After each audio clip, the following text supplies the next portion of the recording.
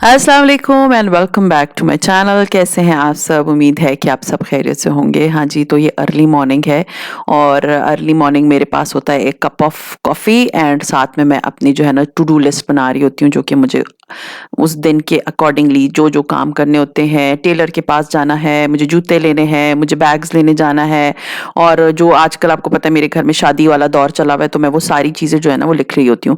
तो ये वाली जो प्लानर है ना, ये मैंने जिधर से मंगवाया था, प्लीज़ मुझे इंस्टाग्राम पे फॉलो कर लें, क्योंकि बहुत से क्वेश्चंस आते हैं, मैं हर एक को नहीं बता सकती। इंस्टाग्राम पे जब आप मुझे फॉलो कर लेंगे, उस इंस्टाग्राम का हैंडल है हर फैब लाइफ, तो वहां पर आपको बड़े आराम से पता चल जाएगा कि मैंने ये कौन कौन सी चीज़ कहाँ कहाँ से ली, क्योंकि मैं जब वहां शेयर करती हूँ तो मैं ब्रांड्स को टैग भी कर देती हूँ। और ऑन दी अदर हैंड दूसरी बहुत इंपॉर्टेंट चीज़ जो मैं आपके साथ शेयर कर रही थी वो ये था कि आप लोग मुझसे ना मुझे इतने ज़्यादा डीएम्स आते हैं फॉर कि जी हमसे बचत नहीं होती, हम ओवर स्पेंडिंग करते हैं, मुझे समझ नहीं आती कि किधर पैसे जा रहे हैं, और by the end of the month हमें ये होता है कि हमारे पास पैसे नहीं होते। तो आज मैं उसी टॉपिक पे बात करूंगी and I will be sharing very solid किस्म के 8 पॉइंट्स, जिसको आप अपनी ज़िंदगी में जब इम्प्लीमेंट करेंगे तो आपको बड़े आराम से समझ आ जाएगी कि किस तरह से मुझे अपनी लाइफ को लेके चलना है। और जब बिलीव मी, और ये इनमें से बहुत से पॉइंट्स ऐसे हैं जो कि मैं अपनी ज़िंदगी पे इम्प्लीमेंट करती रही हूँ, और जो गलतियाँ मैंने की है उससे मैं आपको सीख के बता रही हूँ। तो आज मैं आपके साथ 8 वैलिड पॉइंट्स शेयर करूंगी, उसको आपने आइडेंटिफाई करना है, क्योंकि आइडेंटिफाई नहीं होता हमें कि हम कहाँ पर एक्स्ट्रा ऑर्डिनरी पैसे लगा रहे हैं। तो 8 पॉइंट्स हैं, सो लेट्स गेट स्टार्टेड। सबसे इंपॉर्टेंट चीज, हम बजट ही नहीं बनाते। जब आपको ये नहीं पता होगा कि इतने पैसे आ रहे हैं और इतने इतने इतने मैंने इधर इधर लगाने हैं, तो क्या होगा? आप एक्स्ट्रा पैसे जाके खर्च कर रहे हैं ना। अगर फर्ज कर लें, सिर्फ फर्ज कर लें, अगर आपकी पे है 10,000 रुपए, मुझे पता है आजकल के ज़माने में किसी की भी तनख्वाह 10,000 रुपए नहीं होती। अगर फर्ज कर लें आपकी 10,000 है, इसलिए बता रही हूँ कि आपको तो ज़रा थोड़ी समझने में आसानी हो जाएगी। तो अगर 3,000 रुपए हम दे रहे हैं, क्योंकि रेंट के पैसे अच्छे खारिज से सॉलिड होते हैं, और अगर आपका अपना घर है तो वेल एंड गुड है। तो 3,000 रेंट के हैं, उसको अलग लिख लें। उसके बाद आपने बिल्स के कितने हैं उसको अलग कर लें, आपने ग्रॉसरी कितने, क्योंकि ग्रॉसरी एंड बिल्स में हमारे अच्छे खासे पैसे जाते हैं। जैसे सब फर्ज कर ले 3,000 हमने दे दिए रेंट पे, 2,000 की हमने ग्रोसरी लिया है, 2,000 रुपए हमने बिल में दे दिए, तो टोटल मिला के 6,000 रुपए हो गए। बाकी हमारे पास बच गए 4,000 रुपए। अब 4,000 रुपए में बच्चों की फीसेस भी हैं, डेली बेसिस का जो खर्चा वर्चा होता है, पेट्रोल भी होता है। तो आप जब अपना बजट बना लेंगे ना, तो फिर आपको समझ आएगी कि हाँ जी, मुझे इस जगह से, जैसे राशन है आप लेकर आ रहे हैं, तो पहले आप राशन पहले पूरा चेक करेंगे कि घर में एक्स्ट्रा पुरानी चीज पड़ी हुई है, तो नई में लाने से पहले देख लूं कि वो पुरानी पड़ी है, तो मैं एक्स्ट्रा फालतू पैसे ना खर्च करूं। तो बजट जब बनाएंगे ना, तो दिमाग खुलना शुरू होता है कि जब मैंने कितने पैसे किधर लगाने और कितने पैसे स्पेंड करने। तो बजट जरूर बनाए अकॉर्डिंग टू योर अर्निंग। वो हो सकता है मियाँ बीवी की अर्निंग को दोनों मिला के करते हो, या मियाँ की अर्निंग हो वो करता हो। तो ये है कि ये बहुत जरूरी चीज है कि आपने किस तरह से अपने बजट को देखना है। ठीक है, बजट बनाना बहुत जरूरी है। Number 2, buying too many luxuries. ये मेरे साथ था, ये आपको अगर अब नहीं पता तो मैं आपको बताती हूँ। मैं बहुत ज्यादा ब्रांड कॉन्शियस अभी भी हूँ, लेकिन उस वक्त बहुत ज्यादा थी। अगर आप मुझे मेरे जॉब के जमाने में देखते तो I was a very total different person. अभी मैं बहुत सोचती हूँ, क्योंकि जब आपके बहुत पैसे आ रहे होते हैं तो ना आपको होता है कि चलो जी ये भी खरीद लेते हैं, दो भी खरीद लेते हैं। हर फ्राइडे को मैं नया जोड़ा लेती थी जो मैं अपने जॉब पे पहनती थी। एंड उसके बाद ये होता था कि मेरे पास सारे मैचिंग बैग्स थे, ऑल ब्रांडेड, और इसके अलावा सारे शूज थे। शूज की मैं अभी भी बहुत शौकीन हूँ, मुझे शूज बहुत अच्छे लगते हैं, लेकिन अब मैंने बहुत कंट्रोल किया अपने आप को। मेरे पास बहुत सारे ऐसे जूते हैं जो मैंने कभी पहने ही नहीं है। होता क्या है, जब आप ब्रांड कॉन्शियस होते हैं, मैं ये अपनी मिसाल इसलिए दे रही हूँ कि प्लीज मैंने अब अपने आप को बहुत कंट्रोल किया है। मुझे इतनी खुशी होती है जब मेरे बैंक अकाउंट में मेरे पैसे पड़े हुए होते हैं। वो जो आप बांट रहे होते हो, मतलब खरीद रहे हो, और उसके बाद वो ब्रांड्स की चीज हमेशा याद रखें। एक बैग निशात पे आपको इतना महंगा पड़ेगा। मैं अपने घर की मिसाल दे रही हूँ। निशात पे मैंने एक ब्रांड बैग देखा था, it was very beautiful, black colour का बैग, और उसके ऊपर चेन लगी हुई थी। वो बैग मेरी बेटी को बहुत पसंद था, तो मैंने उसको कहा कि एक्चुअली माय डॉटर ना, she thinks a lot before spending. वो पहले ना बहुत सोचती है कि मम्मा ये खरीदना चाहिए नहीं खरीदना चाहिए, इतना महंगा है, ये लेना चाहिए नहीं ये वो बहुत करती है। मैंने उसको कहा कि ये बैग ले लो। आई थिंक वो बैग उस वक्त 5-6 हजार रुपए का था। शी सेड नहीं मम्मा मुझे अभी नहीं लेना। उसने प्राइस टैग देखा, ठीक है।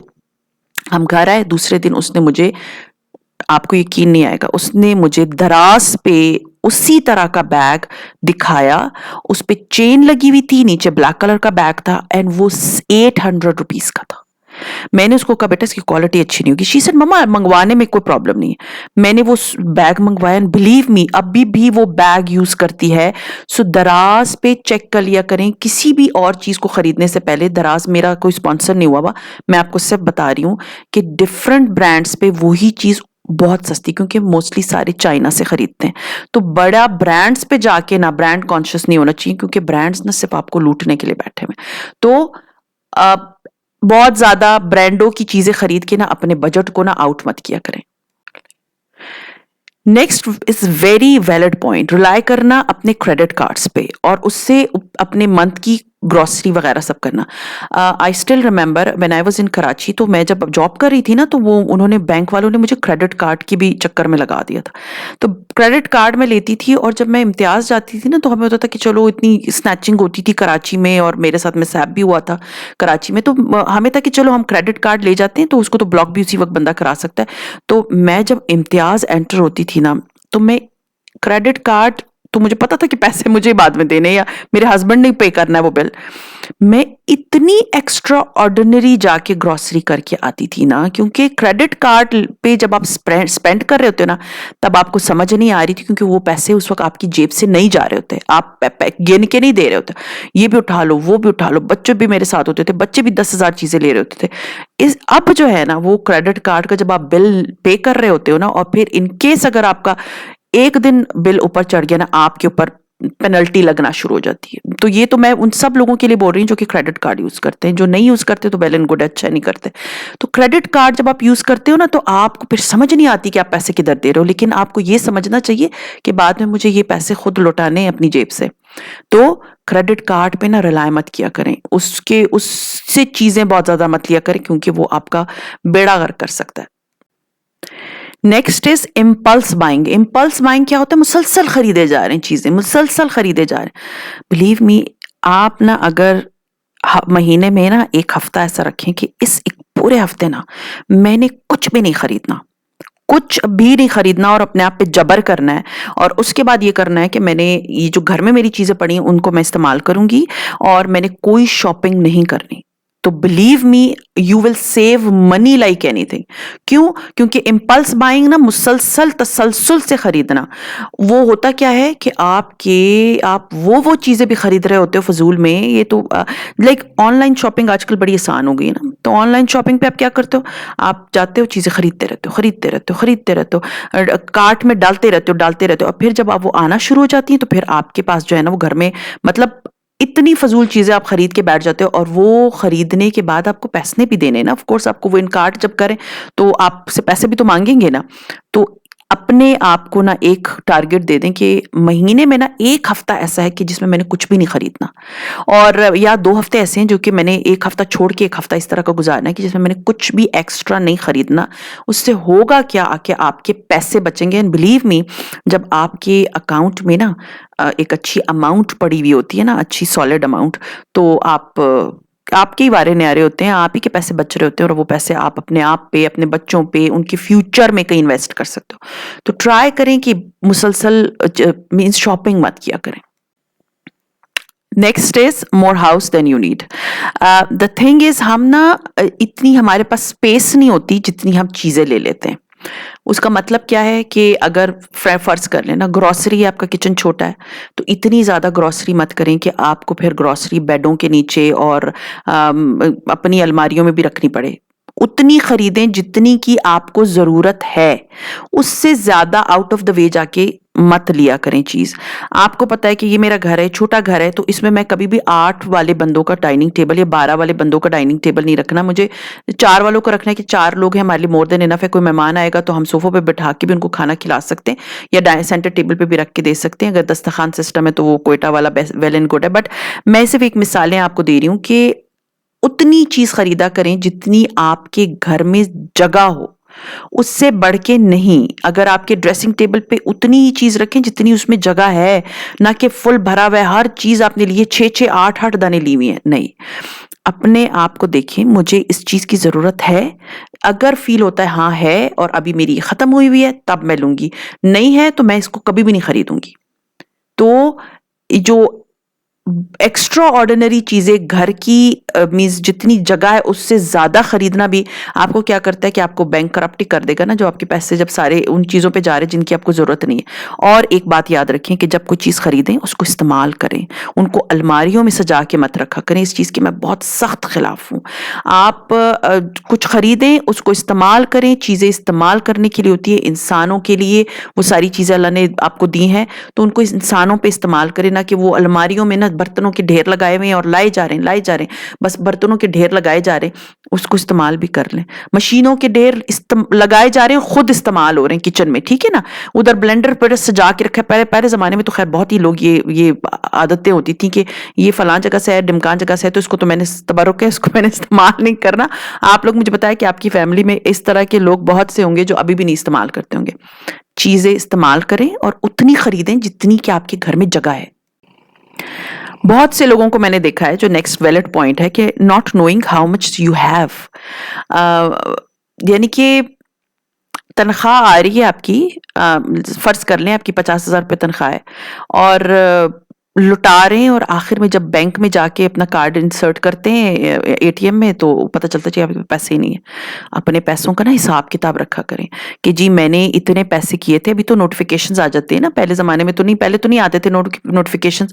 आपको पता होता है कि एटीएम में मेरे अब इतने पैसे बच गए हैं मेरे अकाउंट में, तो मुझे अब थोड़ा सा हौला हाथ रखना है, ना कि जी बाहर जा रहे हैं तो गए थे 2 रुपए की चीज़ लेने, स्पेंड कर दिए 2,000 रुपए कि जी आइसक्रीम भी खिला दी बच्चों को, फलान भी कर दिया, ढिमका भी कर दिया।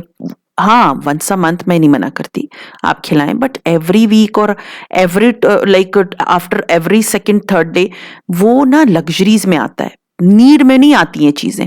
तो वो करें जो कि नीड होती है। पैसे बचाएं, वही आपके बच्चों के काम आएंगे, वही आपके घर के काम आएंगे कल। तो अपने बैंक अकाउंट का ना आपको पता होना चाहिए कि कितने पैसे आपके पास पड़े और कितने आपने जो है ना खर्च कर दिए। लास्ट बट नॉट लीस्ट, जो कि हमारे जो है ना पूरे महीने का बेड़ा गर्क करने वाली चीज होती है, वो होती है हैप्पीली पेइंग फॉर कन्वीनियंस। क्या मतलब? रात को बच्चे ने खाना पड़ा है, दाल बनी है, चपाती भी पड़ी है, नान भी पड़े हैं, सब कुछ पड़ा है, लेकिन क्या खाना है? बर्गर खाना है। अच्छा चलो ठीक है, बट बच्चों ने को मंगवा दिया।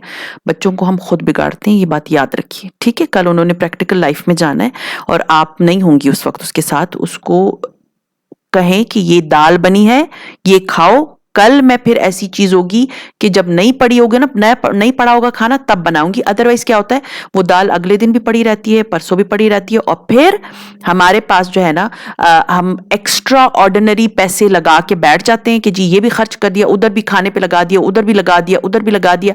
रात को जो है ना, आधी रात को बच्चे जी हमें, बच्चों के अलावा अपना भी ना, कि जी आज चलो हम चले जाते हैं फलां जगह से, कोई बर्गर उठा के ले आए, फलां जगह से पिज्जा उठा के ले आए। ये आपकी कन्वीनियंस होती है। आपका जब कुछ खाने का दिल नहीं चाहता, तो आपको पता होता है चलो जी पैसे इस पे लगा देते हैं, तो उस पे मत लगाएं। खुद बेकिंग सीख लें अपने बच्चों को। एक पिज्जा की प्राइस में, बिलीव मी, आपको मैं सिर्फ एक बात बता दूं, चीजियस का एक अगर नॉर्मल पिज्जा वो 2,000 तक का आता है, 2,000 रुपए में मैं आपको 4 पिज्जाज बना के दे सकती हूँ। 4 पिज्जाज कि चीज भी उसमें ढेर डलेगी, चिकन भी उसमें ढेर डलेगी, बल्कि 4 से भी कई ज्यादा। क्योंकि जब आप ग्रोसरी में ये सारी चीजें ले आते हैं ना, तो फिर आपको जरूरत नहीं पड़ती है कि आप बाहर से बना के दें। हाँ, पिज्जा बना के दे बच्चों को, बर्गर घर में बना के दे दें। थोड़ा सा ये होता है कि आपकी खुद भी एक्टिविटी होती है, आप नई नई चीजें भी ट्राई कर लेते हो, और फिर क्या होता है कि आपके बच्चों के भी जो शौक होते हैं ना, वो पूरे हो जाते हैं।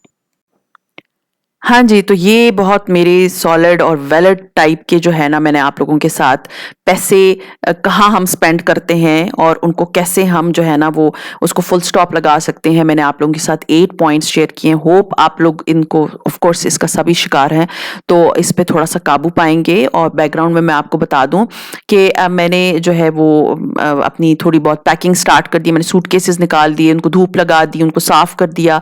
फिर जो बैग्स हैं, ये जो आपको नजर आ रहे हैं, ये मैंने मंगवाए थे शाकिर कलेक्शन से, जो आप देख रहे हैं। इसको जो है ना मीन्स जिप लॉक बैग में अपने जो शादी वाले मेरे और मेरी बेटी के कपड़े उनको इस बैगों में डाल के इसके अंदर रख दिया है।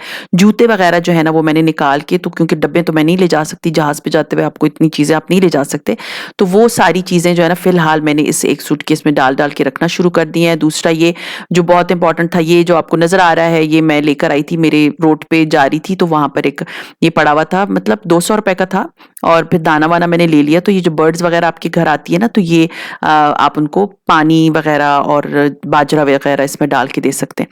तो दूसरा जो है ना, मैं गई थी इस्लामाबाद, मुझे कुछ चीजें लेनी थी, एंड बिलीव मी मॉल से बेहतर है F7 जाना।